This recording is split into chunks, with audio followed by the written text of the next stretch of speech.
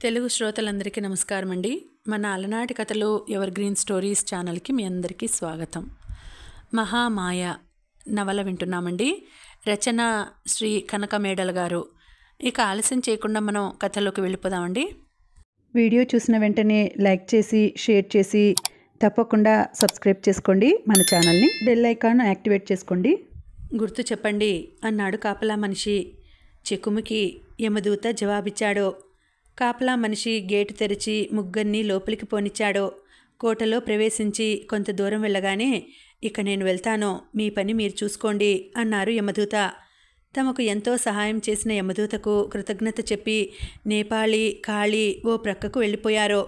యమదూత వెళ్తున్న వాళ్ల వంక చూస్తూ కాసేపు అక్కడే నిలబడ్డాడు. తర్వాత పెద్ద పెద్ద అంగలు వేసుకుంటూ చిత్రగృహం కేసి నడిచాడు. యమదూత చిత్రగృహాన్ని సమీపించాడు.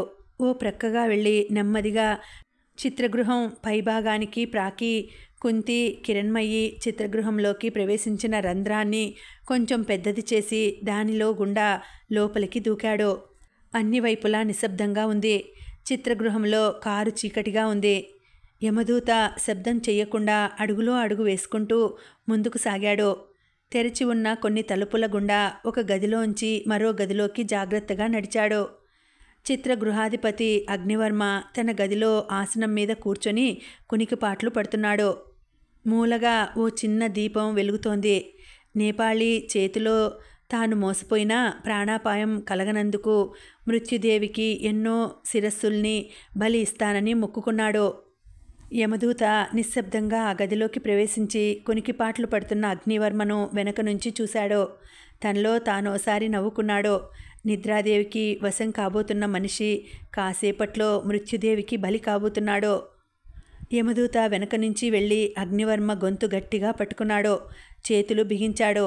అగ్నివర్మ కళ్ళు పెద్దవి చేసి నాలుక బయటికి తెరిచి గిలగిలా తన్నుకొని కాసేపట్లో ప్రాణాలు విడిచాడు. యమదూత అగ్నివర్మ జేబుల్లోంచి తాళపు చెవుల గుత్తిని బయటకు లాగాడు. కిరణ్మయిని తీసుకుపోతూ పార్వతి చిత్రగృహంలోనే తాళపు చెవుల గుత్తిని పారవేసింది. దానిని అగ్నివర్మ తన దగ్గరే ఉంచుకున్నాడు.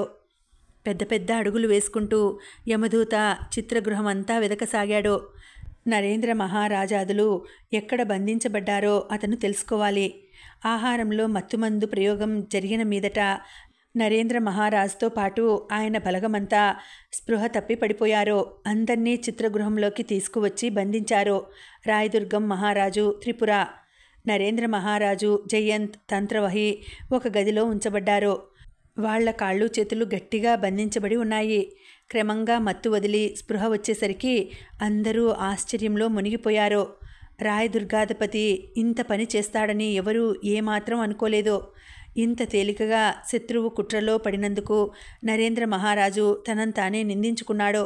ఇప్పుడు తాము బంధనాలలో నుండి విముక్తి పొందడం సులభ సాధ్యమైన పని కాదు. అసలు విడిపించడానికి ప్రయత్నించే వాళ్ళు మాత్రం ఎవరున్నారు? తమతో పాటు తమ అనుచరులు కూడా ఇలాగే బంధింపబడి ఉండాలి. అకస్మాత్తుగా ఎవరో తలుపు తీస్తున్న చప్పుడు కాగానే అందరి దృష్టిలు ఆ పక్కకు తిరిగాయి. ఎదురుగా ఆజానుబాహుడైన వ్యక్తిని చూడగానే ముగ్గురు ఆశ్చర్య సంభ్రమాలలో మునిగిపోయారు. ఎవరు నువ్వు? నరేంద్ర మహారాజు అడిగాడు. యమదూత ఆయనకు దగ్గరగా వెళ్ళి చేతులు జోడించి నిలబడ్డాడు. వినయ విధేయతలతో సమాధానం ఇచ్చాడు. మీకు శత్రువును కాను, మిమ్మల్ని విడిపించడానికి వచ్చాను. మహారాజుకు మరింత ఆశ్చర్యం కలిగింది. అయినా ఆ ఆశ్చర్యాన్ని బయటికి కనిపించకుండా అన్నాడు, అయితే చూస్తావే, మీ కట్లు విప్పుతాను, కానీ మీకు ఈ సహాయం చేసినందుకు నాకు బహుమానం ఇవ్వాలి. అందుకు సందేహం ఏమిటి? ఏం కావాలో అడుగు, తర్వాత నీకు ఆ బహుమానం అందేలా చేస్తాను. అలా కాదు, మీరు నాకు వాగ్దానం చెయ్యాలి. ఏమిటది? నన్ను క్షమించానని మీరు మాటివ్వాలి. ఆ మాట వినగానే అందరికీ చెప్పలేనంత ఆశ్చర్యం కలిగింది. నువ్వు చేసిన తప్పేమిటి క్షమించడానికి? మహారాజు ప్రశ్నించాడు. ఆ విషయాలన్నీ చెప్పడానికి ఇది సమయం కాదు. నన్ను క్షమించినట్టు మీరు మాట ఇస్తే ముందు మిమ్మల్ని విడిపిస్తాను. ఆ పైన అన్ని విషయాలు మీకే తెలుస్తాయి. మహారాజు కాసేపు ఆలోచనలో పడ్డాడు. ఆ వ్యక్తి చేసిన తప్పేమిటో తెలియకుండా క్షమిస్తే ఎలా? ఏమీ తోచక ఆయన తంత్రవహి కేసి చూశాడు. మాట ఇవ్వండి, అతను చేసిన తప్పు ఎటువంటిదైనా ముందు మనం ఇక్కడి నుండి బయటపడడం అత్యవసరం అని తంత్రవహి అన్నాడు. నరేంద్ర మహారాజు యమదూత కేసి చూశాడు. సరే, నిన్ను క్షమిస్తున్నాను. యమదూత భయంకరమైన ముఖం మీద చిరునవ్వు తాండవమాడింది. ఆనందంగా ముగ్గురి వంక చూశాడు. వాళ్ల కట్లను తన దగ్గర ఉన్న కత్తితో కోసివేశాడు. అందరూ ఆ గదిలోంచి బయటకు వచ్చారు. యమదూత ఒక ప్రక్కకు దారి తీస్తుండగా, గోరీలోంచి బయటకు వెళ్ళవచ్చుగా అన్నాడు జయంత్. ఆ దారిని రాయదుర్గాధిపతి మూసివేయించాడు. మీకు ఎటువైపు నుంచి ఎట్టి సహాయము రాకుండా చెయ్యాలనుకున్నాడు. కానీ పాపం తానొకటి తెలిస్తే దైవం ఒకటి తెలుస్తాడని ఆయనకు తెలియనట్టుంది. యమదూత అన్నాడు. అయితే ఇప్పుడు మనమేం చేయాలి అన్నాడు తంత్రవహి. చిత్రగృహంలోంచి బయటపడే ఉపాయం మాత్రమే నేను చూడగలను. మిగిలిన పనులు మీరే చూసుకోండి. నేపాళీ కూడా కోటలోనే ఉన్నాడు. యమదూత అన్నాడు. నేపాళీ కోటలో ఉన్నాడా? మహారాజు ఆశ్చర్యంగా అడిగాడు. అవును, నేనే అతనిని కోటలోకి ప్రవేశపెట్టాను. ఎక్కడి నుంచో తిరిగి వచ్చినట్టున్నాడు. అయితే ప్రతాప్ విషయాలేమైనా తెలిసాయేమో? మహారాజు ఆతృత కొద్దీ అడిగేశాడు. అవన్నీ నాకు తెలియదు. కాళీని కూడా నేనే కోటలోకి తీసుకువచ్చాను. ఆ ఇద్దరికీ చెరో పని అప్పగించాను. నేపాళీ రాయదుర్గం మహారాజును హతమార్చవచ్చు. కాళీ త్రిపురను పట్టుకుని బంధిస్తుంది. త్రిపుర ఎవరు? జయంత్ ఆశ్చర్యంగా అడిగాడు. మిమ్మల్ని మునుపోసారి కొండల మధ్య భవనంలో బంధించిన యువతి తిరిగి తన వాంఛను నెరవేర్చుకోవడానికి వచ్చింది. ఆమె మూలంగానే రాయదుర్గం మహారాజు మీ మీద ఈ అఘాయిత్యం తలపెట్టాడు. అందరూ ఆశ్చర్యంగా యమదూత కేసు చూశారు. తమకింత సాయం చేస్తున్న ఈ విచిత్ర వ్యక్తి ఎవరో? అందరినీ తాను లోపలికి వచ్చిన దారినే బయటకు తీసుకువెళ్ళాడు యమదూత. ఇక మీరేం చేయదలుచుకున్నారో చేయండి. నా కర్తవ్యాన్ని నేను నిర్వహించాను అన్నాడు యమదూత బయటకు వెళ్ళిన తర్వాత. మహారాజు దగ్గర సెలవు పుచ్చుకుని వాళ్ళ నుండి వేరుపడి కోట ముఖద్వారం కేసి గబగబా వెళ్ళిపోయాడు. ముగ్గురు వెళ్ళిపోతున్న భయంకర వ్యక్తి కేసి చూస్తూ కాసేపు అలాగే నిలబడ్డారు. ఇప్పుడు మనమేం చేయాలి? మహారాజు తంత్రవహిని అడిగాడు. తంత్రవహి ఆలోచించాడు. ముందు రాయదుర్గాధిపతి దగ్గరకు వెళ్దాం. అప్పుడేం జరుగుతుందో దానిని బట్టి మన కర్తవ్యాన్ని నిర్ణయించుకుందాం అన్నాడు. ముగ్గురు రాయదుర్గాధిపతి భవనం కేసి నడిచారు. దాదాపు అర్ధరాత్రి కావడం చేత కాబోలు అన్ని ప్రక్కలా గాఢ నిశ్శబ్దం ఆవరించి ఉంది. చీకటిలో ఒకరి ముఖాలొకరికి స్పష్టంగా కనిపించడం లేదు కూడా. రాయదుర్గం మహారాజు భవన ప్రాంతంలో ఒంటరిగా తిరుగుతున్న నేపాళీ ముగ్గురు వ్యక్తులు తన వైపు రావడం చూసి ప్రక్కగా ఎక్కడైనా దాక్కోవడానికి ప్రయత్నించసాగాడు. లోపలికి వెళ్ళిన కాళీ ఇంకా తిరిగి రాలేదు. లోపలి పరిస్థితులు గమనించి రావడానికి ఆమె వెళ్ళింది.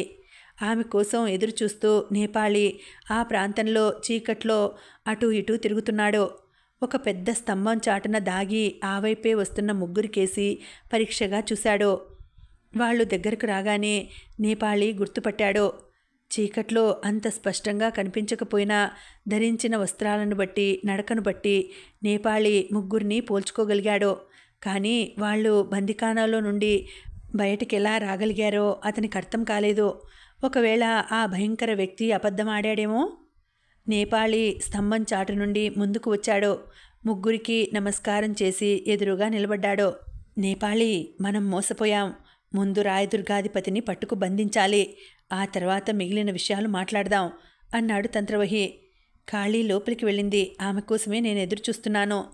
ఈ దగ్గరలో ఎవరూ భటులు కాపలా లేరు కదా? ఉన్నవాళ్ళంతా హాయిగా నిద్రపోతున్నారు. వాళ్ళందరికీ మత్తు కలిగించాను చెప్పాడు నేపాళీ. వీళ్ళు నెమ్మదిగా మాట్లాడుతున్న సమయంలోనే కాళీ భవనంలోంచి బయటకు వచ్చి వాకిట్లో నిలబడి ఉన్న మహారాజాదులను చూడగానే ఆశ్చర్యంగా వాళ్లకు నమస్కారం చేసింది. నేపాళీ ప్రశ్నార్థకంగా ఆమె వంక చూశాడు. త్రిపుర రాయదుర్గాధిపతి గాఢ నిద్రలో మునిగి ఉన్నారు. ఇద్దరికీ మత్తుమందు వాసన చూపించాను. వాళ్ళిద్దరూ స్పృహ కోల్పోయారు అన్నది కాళీ. శభాష్! నేపాళీ ఆనందంగా అన్నాడు. అందరూ భవనంలోకి ప్రవేశించారు. ఒక గదిలో మంచం మీద స్పృహలేని స్థితిలో పడి ఉన్న త్రిపురను చూడగానే జయంత్ ఆశ్చర్యంగా ఒక్క అడుగు వెనక్కి వేశాడు. ఆ ప్రక్క గదిలోనే రాయదుర్గం మహారాజు కూడా స్పృహలేని స్థితిలో పడి ఉన్నాడు. ఇద్దరినీ తాళ్లతో బంధించండి తంత్రవహి ఆజ్ఞాపించాడు. నేపాళిని కాళీని. కాళీ త్రిపురను బంధించడానికి వెళ్ళింది. నేపాళీ రాయదుర్గాధిపతిని బంధించడానికి పూనుకున్నాడు. మన సైనికులను కూడా చిత్రగృహంలోంచి విడిపించాలి. జయంత్ తంత్రవహితో అన్నాడు. అవును, ఆ సంగతి మర్చిపోయాను. మీరిక్కడే ఉండండి, నేను ఆ పని చేసి వస్తాను అంటూ తంత్రవహి చిత్రగృహం కేసి వెళ్ళిపోయాడు. నరేంద్ర మహారాజు స్పృహ తప్పిపడి ఉన్న రాయదుర్గాధిపతి వంక చూశాడు. నేపాళీ, ఆయనకు స్పృహ తెప్పించు అని ఆజ్ఞాపించాడు. నేపాళీ తాళ్లతో బంధింపబడి ఉన్న రాయదుర్గాధిపతి ముక్కు దగ్గర ఏదో వస్తువు ఉంచాడో. మరుక్షణంలో ఆయన అటు ఇటు కదిలి కనురెప్పలల్లాడించి నిద్రలోంచి మేల్కొన్నట్లుగా లేవబోయాడో. కానీ కళ్ళు తెరిచి చూడగానే ఎదురుగా నరేంద్ర మహారాజు కనిపించడంతో సంభ్రమాశ్చర్యాలతో వెనక్కి వాలిపోయాడు. నరేంద్ర మహారాజు ఆయన కేసి అసహ్యభావంతో చూడసాగాడు. త్రిపుర కనురెప్పలు విప్పేసరికి ఎదురుగా జయంత్ మందహాసం చేస్తూ కనిపించాడు. జయంత్ ఆజ్ఞ మీదనే కాళీ త్రిపురకు స్పృహ తెప్పించింది. త్రిపుర ఓసారి కాళ్ళు విదిలించుకోవాలనుకుంది. కానీ కాళ్ళు చేతులు బంధింపబడి ఉన్న సంగతి తెలియగానే నిశ్చేష్టురాలైపోయింది. జయంత్ మందహాసంలోని హేళన భావాన్ని గమనించిన త్రిపుర అతని వంక చూడలేకపోయింది. అయితే ఆమె మనస్సు మాత్రం ఆలోచించకుండా ఉండలేకపోయింది. తాను ఊహించని ఆశ్చర్యకరమైన సంఘటన జరిగింది. జయంత్ను తాను తన చేతులతో బంధించింది. చిత్రగృహంలో ఖైదు చేస్తున్నప్పుడు తాను స్వయంగా వెళ్ళి చూసింది. ఆ పరిస్థితిలో జయంత్ తన కళ్ళ ఎదుట మందహాసం చేస్తూ కనిపించడం ఆశ్చర్యకరమైన సంఘటన కాక మరేమిటి? త్రిపురకిదంతా కలలా అనిపించింది. జయంత్ తనకు కలలో కనిపించడం లేదు కదా. కళ్ళు ఓసారి నిలుముకుందామని ఆమె చెయ్యి ఎత్తబోయింది. కానీ బంధించబడిన చేతులు పైకెలా వస్తాయి?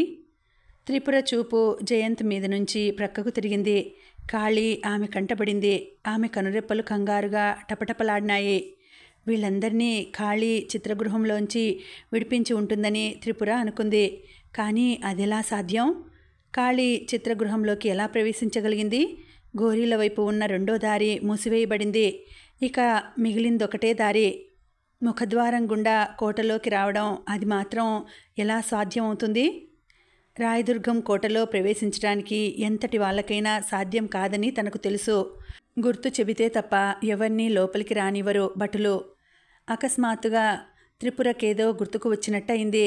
ఆమె మనఃపటలం మీద యమదూత భయంకర విగ్రహం తలుక్కుమని మెరిసింది. తాను గేటు దాటి లోపలికి వస్తూ వెనక్కి తిరిగి చూసినప్పుడు యమదూత గేటు వెనక చీకటిలో చూచాయిగా కనిపించాడు. అతను తాను కాపలా మనిషికి గుర్తుగా చెప్పిన రహస్య పదాన్ని విని ఉంటాడో. ఆ పదాన్ని కాళీకి తర్వాత చెప్పి ఉండాలి. అయితే యమదూత ఎవరు? అతనిని గురించి తాను విన్నది, కానీ ఇంతకు పూర్వం మనిషిని చూడలేదు. ఇదే ప్రథమ పర్యాయం చూడడం. అబ్బా, ఎంత భయంకరంగా ఉన్నాడు! కానీ తనకెట్టి అపాయము తట్టలేదు. అలాంటివాడు తన రహస్యాన్ని ఇతరులకు చెబుతాడా? త్రిపుర ఆలోచిస్తూ ఒక్క క్షణం కళ్ళు మూసింది. కళ్ళు తెరిచేసరికి ఇంకా జయంత్ నవ్వుతూనే ఉన్నాడు. ఇక్కడ చేరావెందుకు? అక్కడ నీ మాట వినకుండా తప్పించుకు పారిపోయి వచ్చాననా? జయంత్ ఎగతాళిగా త్రిపుర వంక చూస్తూ అన్నాడు. త్రిపుర మాట్లాడలేకపోయింది. ఇప్పుడు తాను బంధితురాలు, ఏమీ చేయలేదు. ఎదుటివాళ్లు ఎంతగా పరిహసించినా తాను పడి ఉండవలసిందే. కాసేపు నిశ్శబ్దంగా గడిచిపోయింది. ఎవరూ మాట్లాడలేదు. క్షమాపణ కోరి ఇక ముందు ఇలాంటి పనులు చెయ్యనని మాట ఇస్తే వదిలివేస్తాను, జయంత్ అన్నాడు. అప్పటికీ త్రిపుర ఏమీ అనలేకపోయింది. తన గత జీవితం ఆమె కళ్ళ ముందు ప్రత్యక్షమైందొకసారి. ఎందరో యువరాజులు తనను వలచి వచ్చి తన పాదాల క్రింద నలిగిపోయారు. ఎందరినో తాను వంచింది, ఎందరినో తాను నాశనం చేసింది. సర్వనాశనాన్ని చేతులారా తెచ్చుకుంది. ఇకనైనా బుద్ధి కలిగి మంచిగా మెలిగితే జీవితం హాయిగా గడపవచ్చు అన్నది ఆమె హృదయం. త్రిపుర ఇంకా ఎక్కువ ఆలోచించలేకపోయింది. మనిషి తన కోరికల్ని రెచ్చగొట్టుకొని అడవి మృగంలా ప్రవర్తిస్తే అతనిని అణచేందుకు ఎవరో వేటగాడు సిద్ధపడతాడో. త్రిపుర జయంత్ కళ్ళల్లోకి విచారంగా చూసింది. ఆమె కళ్ళల్లోంచి ప్రస్ఫుటమవుతున్న దీనత్వాన్ని జయంత్ కనుక్కోలేకపోలేదు. స్త్రీ తన సహజ ప్రవృత్తుల్ని మార్చుకుని ప్రకృతికి ఎదురు తిరిగితే ఇలాంటి పరిస్థితే ఏర్పడుతుంది. ఏమంటావు? జయంత్ తిరిగి అడిగాడు. ఆ యువతి ప్రవర్తన పట్ల తనకు అసహ్యభావం ఉన్నా జయంత్ ఆమె సౌందర్యాన్ని చూసి గౌరవించకుండా ఉండలేకపోయాడు. త్రిపుర నెమ్మదిగా అంది. నేను చేసిన నేరాలకు తగిన శిక్ష నేను అనుభవించాల్సిందే. మీరు నా మీద దయతలిచి లాభం లేదు. ఇలా వదిలివేస్తే రేపు మళ్ళీ నాకెలాంటి బుద్ధి పుడుతుందో ఎవరికి తెలుసు? జయంత్ నవ్వాడు. నీ నేరాన్ని నువ్వు గ్రహించగలిగితే చాలు. పశ్చాత్తాపడితే పాపాలన్నీ పోతాయంటారు. అందుచేత వేరే శిక్షించాల్సిన అవసరం లేదు. పశ్చాత్తాపడటం మనసుకు సంబంధించిన విషయం, మాటలతో జరిగేది కాదు. మనస్సును కట్టుదిట్టం చేసుకోగల సమర్థత ఉన్నదాన్నైతే మొదట్లోనే జాగ్రత్త పడేదాన్ని. ఇటువంటి పరిస్థితుల్ని కల్పించుకునేదాన్ని కాదు అంది త్రిపుర. జయంత్కు త్రిపురను చూస్తే జాలి కలిగింది. ఆమె తెలివిగల యువతి. కానీ ఆ తెలివితేటల్ని సక్రమ మార్గంలో వినియోగించలేకపోయింది. ఆమె దుష్ప్రవర్తనను పెంపొందించడానికి ఆ తెలివితేటలు వినియోగించాయి. ఇక ముందైనా ఆమె మంచి మార్గంలో పోతే బాగుపడుతుంది. జయంత్ వేదాంతిలా తనలో తాను అనుకున్నాడు. అతని దృష్టి త్రిపుర మీద నుంచి కాళీ వైపు తిరిగింది. కాళీ, ఈమె బంధనాలు విప్పు, స్వేచ్ఛగా పోని. జీవితంలో అనేక వక్ర మార్గాలను ఆమె అనుసరించింది. ఇక ముందైనా రుజు మార్గంలో వెళ్తుందని ఆశిద్దాం అన్నాడు జయంత్. కాళీ త్రిపుర వైపు చూసింది. కట్లు విప్పడం ఆమెకు ఇష్టం లేకపోయినా జయంత్ ఆజ్ఞను తిరస్కరించలేకపోయింది. త్రిపుర కాళ్ళు చేతులకు ఉన్న కట్లను ఇప్పింది. అయినా త్రిపుర మంచం మీద నుంచి లేవలేదు. అవమాన భారంతో కృంగిపోతున్న ఆమె జయంత్ ఎదుటనే లేచి ఎలా వెళ్ళగలదు? జయంత్ ఆ గదిలోంచి బయటికి నడిచాడు. అతని వెనకే కాళీ కూడా వెళ్ళింది. జయంత్ మనసులో అనేక ఆలోచనలు మెదులుతున్నాయి. లావణ్య అతని హృదయ కుహరంలోంచి బయటకి వచ్చి ప్రత్యక్షమైనట్టయింది. ఆమె విషయం కాళీకి తెలిసే ఉంటుంది. అడిగితే అనుకున్నాడు జయంత్. వెనక్కి తిరిగి కాళీ కేసి వింతగా చూశాడు. ఆ చూపులోని భావం కాళీకి అర్థం కాకపోయినా ఏదో విశేషం ఉందని మాత్రం గ్రహించింది. కాళీ, జయంత్ పిలిచాడు. కాళీ మాట్లాడలేదు. అతని వంక ప్రశ్నార్థకంగా చూస్తూ నిలబడిపోయింది. లావణ్య సంగతులేమైనా నీకు తెలుసా? ఆమె ఎవరో ఏమిటో ఇప్పుడెక్కడుందో? జయంత్ అడిగాడు. కాళీ ముఖం మీద చిరునవ్వు చిందులాడింది. జయంత్ వంక విచిత్రంగా చూసి, ఆ విషయాలన్నీ తర్వాత సావకాశంగా చెప్తా అంటూ నరేంద్ర మహారాజాదులున్న గదివైపు వెళ్ళింది. నరేంద్ర మహారాజు కోపంగా రాయదుర్గాధిపతి వంక చూస్తూ, నీ కుతంత్రాలు ఇప్పటికైనా ముగిశాయా? నమ్మిన వారికి ద్రోహం చేసే కిరాతకుడా అన్నాడు. రాయదుర్గాధిపతికి అంతా కలలా అనిపించింది. తాను స్వయంగా చిత్రగృహంలో బంధించిన వ్యక్తులు బయటికెలా వచ్చారో, వాళ్ళ గూఢాచారులు ఎవరైనా మళ్ళీ కోటలో ప్రవేశించలేదు కదా. అయినా ప్రవేశించడానికి ఎలా వీలుంది? ఏ గూఢాచారుల్ని గుర్తు చెప్పనిది లోపలికి రానియవద్దని తాను కాపలా వాళ్లకు స్వయంగా ఆజ్ఞాపించాడు. రాయదుర్గాధిపతి లేచి కూర్చుందామనుకున్నాడు. కానీ కాళ్ళు చేతులు బంధించబడి ఉన్నాయి. ప్రపంచమంతా ఓసారి గిర్రున తిరిగినట్టు అనిపించింది ఆయనకు. త్రిపుర మోహంలో పడి తాను చేయరాని పనులు చేశాడు. రాజధర్మానికి వ్యతిరేకంగా ప్రవర్తించాడు. అందుకు తగిన ఫలితాన్ని అనుభవిస్తున్నాడు. ఒంట్లో శక్తి ఉంటే శత్రువుల్ని జయించి రాజ్యాన్ని నిలబెట్టుకోవాలి. లేకపోతే వాళ్లకు దాసోహమనాలి. అంతేకాని తనను గౌరవించిన వాళ్లకు ద్రోహం చేయడం రాజనీతి అనిపించుకుంటుందా? నరేంద్ర మహారాజు తన అసహ్యాన్ని వెల్లడి చేసే చూపులతో రాయదుర్గాధిపతి వంక చూస్తూ అన్నాడు. రాయదుర్గాధిపతికి ఏమీ తోచలేదు. తాను తప్పు పని చేసి ఇంకా బ్రతికి ఉండడం కన్నా మరణించడమే మేలనుకున్నాడు. కానీ రాజవంశస్థులు వీరమరణం పొందాలి. పిరికి పందలా బ్రతకలేక ప్రాణాలర్పించడం తగని పని. ఎదురుగా ప్రళయ రుద్రునిలా నిలబడి ఉన్న నరేంద్ర మహారాజు వంక చూస్తూ రాయదుర్గాధిపతి అన్నాడు. నేను చేసిన పని మంచిది కాదని నేను గ్రహించాను. ఏదో ఒళ్ళు తెలియని స్థితిలో ఈ పని చేసినందుకు క్షమించండి. ఇక ఒక్కటే నేను కోరేది. ఏమిటది? మహారాజు గర్జించాడు. నాకు చనిపోవాలని ఉంది. కానీ ఆ చావు మామూలు చావైతే నా ఆత్మకు సంతోషం కలగదు. మీరు అతి పరాక్రమం కలిగిన మహావీరులని విన్నాను. మీ చేతిలో మరణం నా పాపాలన్నింటినీ తుడిచిపెట్టి నన్ను స్వర్గానికి తీసుకుపోతుందని నా ఆశ రాయదుర్గాధిపతి అన్నాడు. ఒక్క నిమిషం నిశ్శబ్దంగా గడిచింది. అయితే నాతో యుద్ధం చేయాలనుకుంటున్నావా? నరేంద్ర మహారాజు అడిగాడు. అవును. సరే, అందుకు అంగీకరిస్తున్నాను. ఎలాగో ఇప్పుడు నువ్వు బంధింపబడి ఉన్నావు కాబట్టి కోట నా స్వాధీనంలో ఉన్నట్టే. నీ బంధాలను విప్పుతాను. నీ ఇష్టం వచ్చినప్పుడు నువ్వు నాతో యుద్ధానికి రావచ్చు. నరేంద్ర మహారాజు తన దగ్గర ఉన్న కత్తితో రాయదుర్గాధిపతి కట్లను కోసివేశాడు. రాయదుర్గాధిపతి ఒక్కసారి విదిలించుకుని మంచం మీద నుంచి లేచి నిలబడ్డాడు. సరిగ్గా ఇదే సమయానికి తంత్రవహి తమ అనుచరులను చిత్రగృహంలోంచి విడిపించి తీసుకువచ్చాడు. కోటలో ఉన్న శత్రు సైనికులను ఎదుర్కోవడానికి సన్నాహాలు చేయండి, నరేంద్ర మహారాజు తంత్రవహిని ఆజ్ఞాపించాడు. ముఖద్వారం దగ్గర చిత్రగృహం దగ్గర ఉన్న శత్రు సైనికులను సంహరించడానికి తంత్రవహి తమ అనుచరులతో సహా వెళ్ళడానికి సిద్ధమయ్యాడు. శత్రు సైనికులు ముందుగానే పరాజయాన్ని అంగీకరించి మనకు లొంగిపోతే యుద్ధం చేయనక్కర్లేదు, మహారాజు తిరిగి అన్నాడు. తంత్రవహి తమ సైనికులతో పాటు వెళ్ళిపోయాడు. రాయదుర్గాధిపతి వంక చూసి యుద్ధానికి సిద్ధం కమ్మని హెచ్చరించాడు నరేంద్ర మహారాజు.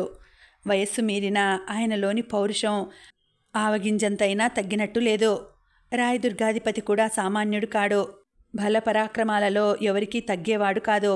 అందులోనూ చావుకు తెగించి యుద్ధానికి పూనుకుంటున్నాడు. విజయమో వీరస్వర్గమో రెండే అతని దృష్టిలో ఉన్న విషయాలు. క్రమంగా తెల్లవారింది. చీకట్లు అంతరించాయి. జయాపజయాలెవరివో నిర్ణయించుకోవడానికి వెలుతురు అవసరం. ప్రాతకాలం హృదయంగమంగా ఉంది. చల్లని గాలులు మెల్లగా వీస్తూ శరీరాలను పులకింపజేస్తున్నాయి. నరేంద్ర మహారాజు రాయదుర్గాధిపతి పరస్పర సంగ్రామానికి పూనుకున్నారు. వాళ్ళిద్దరి జయాపజయాల మీదనే 2 రాజ్యాల 2 సైన్యాల జయాపజయాలు ఆధారపడి ఉన్నాయి. యుద్ధానికి పూనుకున్నది 2 పెద్ద పులులు.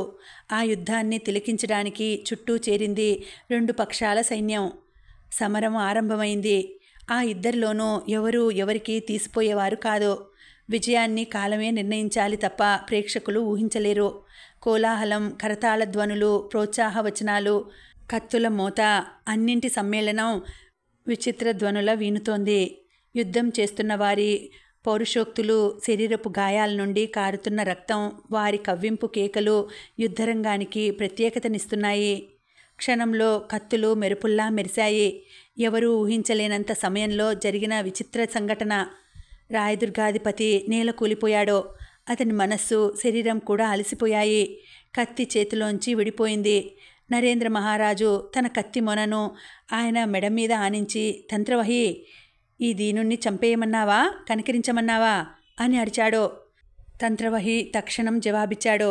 మహారాజా, రాజకీయ రంగంలో వక్రరేఖ రుజురేఖ కావడానికెన్నడూ అవకాశం లేదు. ఒకసారి వక్రమార్గాన్ని అనుసరించిన రాజు మరోసారి మంచి మార్గంలో పోతాడన్న నమ్మకం అనవసరం. ఆయనను మట్టుబెట్టండి అన్నాడు. ఒకే ఒక్క క్షణం, రెప్పపాటు కాలంలో రాయదుర్గాధిపతి కంఠం శరీరం నుండి వేరైపోయింది. ఒగర్చుకుంటూ నరేంద్ర మహారాజు తన కత్తిని వరలో దూర్చి తంత్రవహి వైపు వెళ్ళాడు. రాయదుర్గం మనదైపోయింది. దానికి సంపూర్ణాధికారులం మనం. కోటలోని అన్ని ముఖ్య స్థలాలలోనూ మన వారిని నియమించబోతున్నాను అన్నాడు తంత్రవహి. ముందు వీరమరణం పొందిన రాయదుర్గాధిపతికి కోటలో దహన సంస్కారాలు చేయించండి, మహారాజు తంత్రవహికి ఆజ్ఞాపించాడు. ఆ పనులన్నీ నేను చూసుకుంటాను. మీరు రాజమందిరంలోకి వెళ్ళి విశ్రాంతి తీసుకోండి అన్నాడు తంత్రవహి మహారాజు వంక చూస్తూ. మహారాజు రాజమందిరంలోకి టీవీగా నడిచి వెళ్ళిపోయాడు. ఆయనకు సపర్యలు చేయడానికి తంత్రవహి కొందరు సైనికులను వినియోగించాడు. జయంత్, నేపాళీ, కాళీ మిగిలిన పనులను నిర్వహించడానికి బయలుదేరారు. 2 గంటలు గడిచింది. బాలభానుని లేత కిరణాలు కిటికీల గుండా లోపలికి ప్రసరిస్తున్నాయి. నరేంద్ర మహారాజు ఉచితాసనాన్ని అలంకరించాడు. మంత్రి, నేపాళీ, జయంత్, కాళీ కూడా సుఖాసీనులై ఉన్నారు. మహారాజు నేపాళీ వంక చూసి, నేపాళీ, మంత్రవాది నువ్వు వెళ్ళిన పని ఏమైంది? నువ్వు తిరిగి రావడానికి కారణమేమిటి అని ప్రశ్నించాడు. దారిలోనే ప్రతాప్ గారు మాకెదురయ్యారు. ఆయనతో పాటు ఉన్న యువతి, మంత్రవాది అందరూ సూరసేనుని చేతుల్లో చిక్కుకున్న కిరణ్మయిని విడిపించడానికి వెళ్లారు. నా అవసరం లేకపోవడం చేత నేను మంత్రవాది ఆజ్ఞ ప్రకారం తిరిగి వచ్చాను అన్నాడు.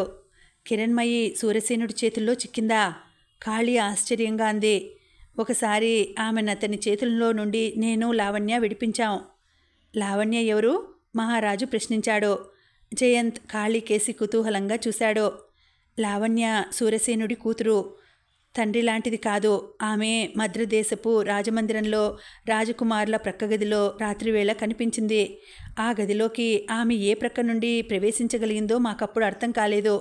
ఆ గదిలోకి పరిసర ప్రాంతాలలో ఉన్న అడవిలోని ఒక దేవాలయంలోంచి సొరంగ మార్గం ఉంది. దాని తలుపు మీద తివాచీ కప్పి ఉంటుంది, బయటికి కనిపించకుండా. మహారాజు ఆశ్చర్యంగా ఖాళీ కేసు చూసి మళ్ళీ ప్రశ్నించాడు. అయితే చుట్టుప్రక్కల కొండ గుహల్లో ఉన్న దొంగల ముఠాకి ఆమె నాయకురాలని విన్నాను, కాదన్నమాట అన్నాడు మహారాజు. కాళీ జవాబిచ్చింది. ఆ దొంగల ముఠ సూరసేనుడి ఆధీనంలో ఉండేది. ఆమె వాళ్లకు నాయకురాలిలా నటించి అప్పట్లో రాజకుమారులకు అపాయం చేయి తలపెట్టిన మంజుల విషయాలు వాళ్ల ద్వారా తెలుసుకుంటూ ఉండేది. రాజకుమారులు ప్రక్కగదిలోకి మంజుల వరూధిని సొరంగ మార్గం ద్వారా ప్రవేశించారని ఆమె వినగానే నన్ను కూడా ఆ గదిలోకి తీసుకువెళ్ళింది. అక్కడ జరిగిన యుద్ధంలో వరూధిని చెయ్యి తెగిపోయింది కూడా. అందరూ ఆశ్చర్యంగా ఒకరి ముఖాలొకరు చూసుకున్నారు. జయంత్ ఆనందంగా కాళీ కేసి చూశాడు. కాళీ జయంత్ వైపు తన దృష్టిని మరల్చి చిరునవ్వు నవ్వింది. ఆ అడవిలో కాకులు కూడా దూరడానికి వీల్లేనంత దట్టంగా పెరిగాయి చెట్లు. ఆ చెట్ల మధ్యగా ఒక పాడుబడిన భూగృహం అది. ప్రహారీ గోడ చాలా వరకు దిట్టంగానే ఉంది, కానీ లోపలి ఇంటి గోడలు మాత్రం కొన్ని చోట్ల పడిపోయాయి. ప్రహారీ గోడలకు ఆ ఇంటికి మధ్యలో కూడా కొన్ని చెట్లు ఎత్తుగా పెరిగి ఉన్నాయి. ఆ భూగృహంలోని ఒక గదిలో లావణ్య పడి ఉంది. నిద్రాదేవత ఒడిలోంచి అప్పుడే మేలుకొన్నట్లుగా కళ్ళు తెరిచి కంగారుగా అటూ ఇటూ చూసింది. ఆ భూగృహం ఆమెకు చాలా వింతగా కనిపించింది. ఇదివరకెన్నడూ ఆ ఇంటిని ఆమె చూసుండలేదు. మళ్ళీ ఓసారి కళ్ళు మూసుకొని ఆమె నెమ్మదిగా ప్రశాంతంగా ఆలోచించింది. ఆమె మనఃపటలం మీద గడిచిన సంఘటనలన్నీ తోలుబొమ్మలాటలా మెదిలాయి.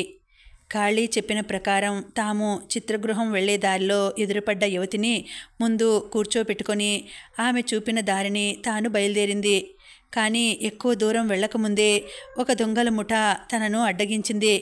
ఆ ముఠ ఎవరిదో కాదో, తన తండ్రి సూరసేనుడిది. అతని ఆజ్ఞ మీద దొంగల ముఠ తామిద్దరినీ పట్టుకు బంధించింది. కిరణ్మయిని తండ్రి చేతులలో నుండి విడిపించినందుకు అతనికి తన మీద కోపంగా ఉంది. తనకు స్పృహ తప్పేట్టు చేసి ఎక్కడికో తీసుకుపోయారు. తిరిగి స్పృహ వచ్చేసరికి తానొక కొండ గుహలో బంధింపబడి ఉంది. ఆ యువతి ఏమైంది మాత్రం తెలియలేదు. ఆ తర్వాత తన తండ్రి వచ్చి తన మీద కోపంతో కేకలు వేసి వెళ్ళాడు. ఇలా కొన్ని రోజులు గడిచింది. తాను ఆ కొండ గుహలో అన్ని రోజులు బంధింపబడి ఉంది. నిద్రాహారాలు కూడా సరిగ్గా లేవు. వచ్చి పలకరించిన వారు కూడా ఎవరూ లేరు. తర్వాత ఓ రోజు ఎవరో శత్రువులు కాబోలు ఆ కొండ గుహల మీదకు దండయాత్ర చేసి దొంగల ముఠాను హతమార్చినట్టున్నారు. బయట పెద్ద యుద్ధం జరుగుతున్న కోలాహలం తనకు వినిపించింది. తన తండ్రి ఏమైంది తనకు తెలియలేదు. ఎవరో తన గుహలోకి వచ్చారు. మత్తుమందు వాసన చూపి స్పృహ లేకుండా చేశారు. తిరిగి తనకు స్పృహ వచ్చేసరికి ఇక్కడ ఈ స్థితిలో ఉంది. కానీ ఇప్పుడు తన ఒంటి మీద కట్లు లేవు. ఒంట్లో నిస్సత్తువుగా మాత్రం ఉంది. లావణ్య కళ్ళు తెరిచింది. తిరిగి ఓసారి అటూ ఇటూ చూసింది. ఈ భవనం ఎవరిదో, ఇక్కడెవరున్నారో ఆమెకు తెలుసుకోవాలి అనిపించింది. గాఢాంధకారం కాకపోయినా లోపల చీకటిగానే ఉంది. ఆ గదికి ఒకే ఒక ద్వారం ఉంది. కొంచెం ఎత్తుగా ఒక కిటికీ మాత్రం ఉంది. ఆ కిటికీలోంచే కొద్ది వెలుతురు లోపలికి ప్రసరిస్తోంది. మరి అవతల ఏముందో? లావణ్య నెమ్మదిగా లేచి తలుపు దగ్గరకు వెళ్ళింది. దర్వాజా నెట్టడానికి ప్రయత్నించింది, కానీ అది తెరుచుకోలేదు. అవతలి వైపున బంధింపబడి ఉన్నట్టుంది. ఆమె నిరాశగా వెనక్కి తిరిగి వచ్చింది. నేల మీద కుప్పలా కూలిపోయింది. ఒక ప్రక్క ఆకలి దహించుకుపోతోంది. రెండో ప్రక్క బాగా దాహం వేస్తోంది. ఉన్నట్టుండి ఆమెకు ఎక్కడి నుంచో ఎవరో మూలుగుతున్న శబ్దం వినిపించసాగింది. క్రమక్రమంగా ఆ ధ్వని ఎక్కువ కాసాగింది. కానీ ఆ మూలుగుడు ఎటునుంచి వినిపిస్తోందో మాత్రం లావణ్య ముందు గ్రహించలేకపోయింది. తర్వాత గోడకు ఉన్న కిటికీలోంచి ఆ శబ్దం వినవస్తున్నట్టు ఆమెకు తెలిసింది. తనలాగే ఎవరైనా అవతలి ప్రక్క గదిలో బంధింపబడి ఉండాలి అనుకున్నది లావణ్య. కానీ తమనిలా బంధించి ఉంచాల్సిన అవసరం ఎవరికేర్పడిందో ఆమె ఎంత ఆలోచించినా తెలియనే లేదు. క్రమంగా హెచ్చు స్థాయిని అందుకుంటున్న ఆ శబ్దం విని లావణ్య ఉండలేకపోయింది. ఎలాగైనా కిటికీ దాకా ప్రాకి అవతల ఎవరుంది చూడాలని నిర్ణయించుకుంది. ఇదే సమయంలో బయట ఎవరో మాట్లాడుతున్న చప్పుడు వినిపించింది. గొంతుకులను బట్టి అవి మగవాళ్ల స్వరాలని ఆమె గ్రహించింది. దర్వాజా దగ్గరకు వెళ్ళి చెవులు నిక్కించి వినసాగింది. అన్ని మాటలు స్పష్టంగా తెలియకపోయినా కొన్ని మాటలు అప్పుడప్పుడు వినిపించసాగాయి. కాసేపటికి వాళ్ళందరూ కలిసి ఏదో ఒక పెట్టెలాంటి వస్తువును నేల మీద ఈడుస్తున్నట్టు వినిపించనారంభించింది. 3వ గదిలో ఉంచుదాం, అందులో ఒకతను అన్నాడు. వద్దు, క్రింద గదిలో ఉంచితేనే బాగుంటుంది. ఈ గదుల్లోకి ఎవరైనా వస్తే రావచ్చు అన్నాడు రెండో అతను. క్రమంగా పెట్టె లాగుతున్న చప్పుడు అంతమైంది. మళ్ళీ నిశ్శబ్దం ఆవరించింది బయట. కానీ గదిలో మూలుగుడు వినిపిస్తోంది. లావణ్య దర్వాజా దగ్గర నుంచి వెనక్కి నడిచింది. ఇదంతా ఆమెకు కలలా అనిపించసాగింది. ఆ పెట్టెలో ఉన్నదేమిటో, దానిని లాక్కువచ్చిన వాళ్ళెవరో, దాన్నక్కడ ఎందుకు దాస్తున్నారో ఆమెకు తెలియకుండా ఉంది. గోడ అడుగుభాగంలో ఉన్న చిన్న మెట్టులాంటి దాని మీద కాలు వేసి లావణ్య ఒక చేత్తో కిటికీ ఊచనొకదానిని పట్టుకోగలిగింది, ఎంతో ప్రయాస మీద. చివరికి నెమ్మదిగా రెండో చేత్తో కూడా మరో ఊచను పట్టుకుని ప్రాకడానికి ప్రయత్నించనారంభించింది. ఆమె ప్రయత్నం ఫలించింది. ఆమె రెండో గదిలోకి తలెత్తి చూసింది. ఆ గదిలో కూడా అంత వెలుతురు లేదు, కొంత చీకటిగానే ఉంది. గదిలో ఓ మూలగా ఓ యువతి పడి ఉంది. ఆమె మూలుగుతున్నది. చీర అడ్డు రావడం వల్ల ముఖం సరిగా కనిపించడం లేదు. ఇంతలో లావణ్య కాలిపట్టు తప్పిపోవడం వల్ల క్రిందకు జారింది. మళ్ళీ నెమ్మదిగా పైకి ఎగబ్రాకింది. ఈసారి ఆ యువతి లేచి కూర్చుని ఉంది. లావణ్య ఆమె ముఖం కేసి చూసింది. కిరణ్మయి! లావణ్య ఆశ్చర్యంగా అరిచింది. ఆ అరుపు విన్న కిరణ్మయి కూడా కిటికీ వంక చూసింది. లావణ్యను గుర్తుపట్టగలిగింది. తనను విడిపించడానికి వచ్చిందేమో అనుకుని ధైర్యం కూడా తీసుకుంది. లావణ్య! కిరణ్మయి హీనస్వరంలో అంది. మీరు కూడా ఇక్కడే బంధింపబడి ఉన్నారన్నమాట. మీరే స్థితిలో ఉన్నారో నేను అదే స్థితిలో ఉన్నా, కాకపోతే కొంచెం నయం, లావణ్య అంది. కిరణ్మయి ఆశ నిరాశ అయింది. లావణ్య కూడా అవతలి గదిలో బంధింపబడే ఉందన్నమాట. తన సంగతి ఎలా ఉన్నా కిరణ్మయికి ప్రతాప్ సంగతులు తెలుసుకోవాలన్న ఆతృత కలిగింది. డేరాలోంచి మాయమైన తర్వాత అతని విషయాలు కిరణ్మయికి ఏం తెలియలేదు. లావణ్యకేమైనా తెలిస్తే తెలిసి ఉండవచ్చుననుకుందామే. ప్రతాప్ గారి సంగతులు ఏమైనా నీకు తెలిసాయా? కిరణ్మయి తిరిగి మందస్వరంతో అడిగింది. నాకేం తెలియదు. ఆయనను విడిపించడానికనే బయలుదేరి నేనిక్కడ చిక్కుకున్నాను. ఖాళీ ఏమైంది? మిమ్మల్ని విడిపించడానికి చిత్రగృహంలోకి వెళ్ళి ఉండాలి. ఈ కష్టాలకంతంటూ లేదనుకుంటా. కిరణ్మయి చివరికి నిరాశగా బాధగా అంది. ఇంతలో మళ్ళీ దర్వాజా దగ్గర ఏదో చప్పుడు వినిపించసాగింది. లావణ్య కిటికీ దగ్గర నుంచి క్రిందికి దిగి తలుపు దగ్గరకు వెళ్ళింది. చప్పుడును బట్టి ఎవరో తాను ఉన్న గది తాళం తెరవడానికి ప్రయత్నిస్తున్నారని ఆమె గ్రహించింది. ఎందుకైనా మంచిదని ఒక ప్రక్కకు తప్పుకొని ఆమె తలుపు కేసి చూడసాగింది. మరుక్షణంలో అవతలి ప్రక్క కోలాహలం చెలరేగింది. ఎవరో యుద్ధం చేస్తున్నట్టు కత్తుల చప్పుడు వినిపించసాగింది. ఎవరో పారిపోబోతున్న ధ్వని వినిపించింది. మరొకరు కెవ్వుమని కేక పెట్టారు. ఇదంతా వింటుంటే లావణ్య ఎంత ధైర్యవంతురాలైనా భయపడసాగింది. ఆత్మరక్షణార్థం తన దగ్గర చిన్న కత్తి కూడా లేదు. అకస్మాత్తుగా తలుపులు తెరుచుకున్నాయి. లావణ్య ఒక ప్రక్కకు ఒదిగి నిలబడింది. కానీ లోపలికి అడుగుపెట్టిన ఖాళీని చూడగానే అంతులేని ఆశ్చర్యంతో ఖాళీ అని అరిచింది. ఆ సమయంలో ఖాళీ ఇక్కడ ప్రత్యక్షమవుతుందని ఆమె కలలో కూడా అనుకోలేదు. ఖాళీ కూడా లావణ్యను అక్కడ ఆ స్థితిలో చూడగానే చాలా విస్తుపోయింది. తాను ప్రతాప్ను కాపాడడం కోసం పంపించిన లావణ్య ఇక్కడ ఎందుకు ఉందో ఆమెకు అర్థం కాలేదు. 2 నిమిషాల వరకు అంతులేని ఆశ్చర్యాలలో మునిగిపోయి ఎవరూ మాట్లాడలేదు. తర్వాత నెమ్మదిగా ఖాళీ అంది. బయట నేపాళీ నిలబడి ఉన్నాడు. లావణ్య 2 అడుగులు బయటకు వేసింది. ఇంతకంటే నీకు ఆశ్చర్యకరమైన విషయం మరొకటి చెబుతాను. అయితే ముందు మీరిద్దరూ ఇక్కడికి ఎలా వచ్చారో చెప్పాలి అంది లావణ్య. విశేషమేమీ లేదు. రాయదుర్గాన్ని తిరిగి స్వాధీనం చేసుకున్న అనంతరం నరేంద్ర మహారాజు గారు, మహామంత్రి జయంత్ ప్రతాప్ను విడిపించడానికని బయలుదేరాం. గుర్రాల మీద వెళ్తుండగా కొందరు భటులు ఒక పెట్టెను మోసుకు వస్తూ కనిపించారు. ఆ పెట్టెలో ఏముందో చూడాలని మాకు కుతూహలం కలిగింది. మహారాజాదులు కొంచెం దూరంలో విశ్రమిస్తున్నారు. మేమిద్దరం వాళ్ళని రహస్యంగా అనుసరించాం. చివరికి వాళ్ళ పెట్టెను తీసుకుని ఈ భవనంలోకి వచ్చారు. మేం చాటుగా ఉండి వాళ్ళిక్కడ ఏం చేస్తున్నది చూశాం. ఆ పెట్టెను ఒకచోట దాచారు. తర్వాత అందులో కొందరు ఇక్కడికి వచ్చి ఈ గది తాళం తీశారు. తలుపు తెరిచేలోగా మేం వాళ్ళ మీదకు దూకాం. కొందరు పారిపోయారు.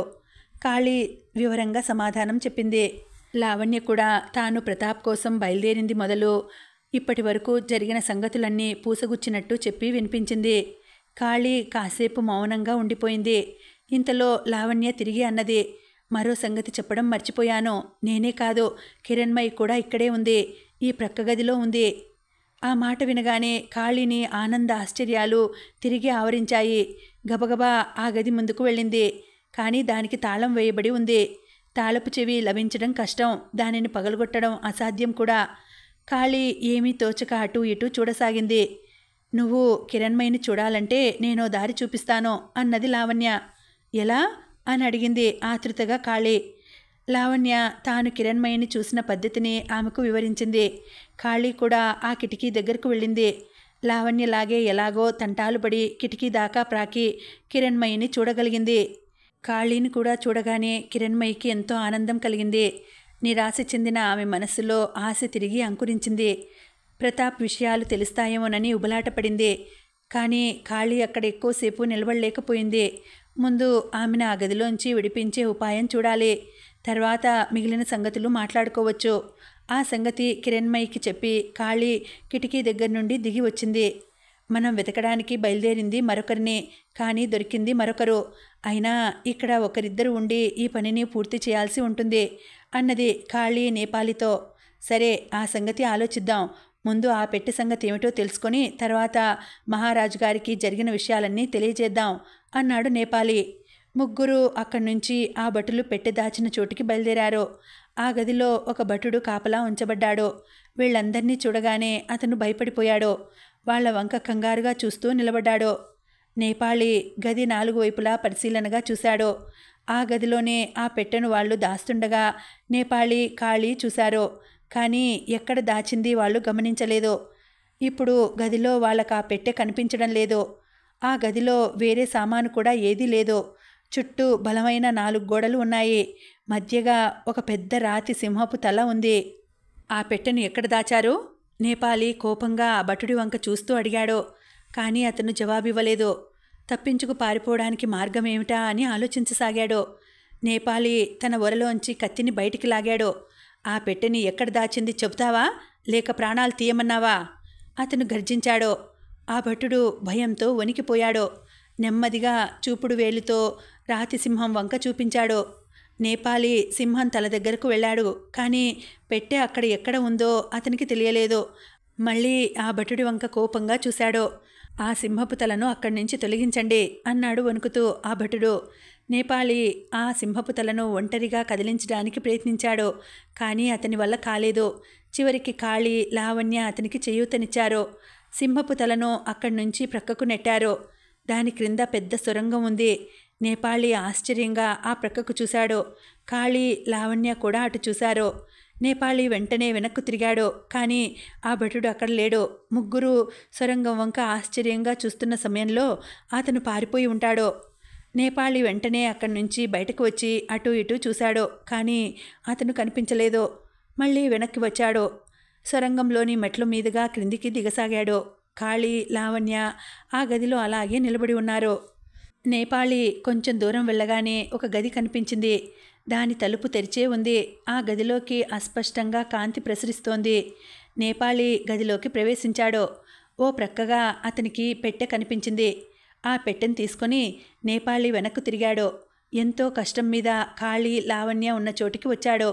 ఆ ఇద్దరూ ఆతృతగా నేపాళీ వంక, పెట్టె వంక చూడసాగారు. నేపాళీ పెట్టెను ఒక ప్రక్క దించి దానికి ఉన్న చిన్న తాళాన్ని పగలగొట్టాడు. నెమ్మదిగా పెట్టె తెరిచాడు. అంతే. నేపాళీ ఆశ్చర్యంగా వెనక్కు వాలాడు. కాళీ, లావణ్య కూడా కంగారుగా పెట్టె దగ్గర చతికిలబడ్డారు. ఆ పెట్టెలో ఉన్నది ప్రతాప్. ముడుచుకొని పడుకున్నట్టున్నాడు. స్పృహ లేదు. అతను పడుకున్న తీరును బట్టి చూస్తే చనిపోయాడా, బ్రతికి ఉన్నాడా అన్న అనుమానం నేపాళీకి కలిగింది. ముక్కు దగ్గర వేలు పెట్టి చూశాడు. శ్వాస లేదు. నాడి చూశాడు. చలనం లేదు. నేపాళీ అనుమానం మరింత ధృవపడసాగింది. స్పృహ తెప్పించడానికి తన దగ్గర ఉన్న మందులన్నీ వాడాడు. కానీ ప్రతాప్కు స్పృహ రాలేదు. ఇంకా ఉందండి, కథ కొనసాగుతుంది. మళ్ళీ వచ్చే వీడియోలో తర్వాతి భాగం తెలుసుకుందామండి. అంతవరకు సెలవు. నమస్తే.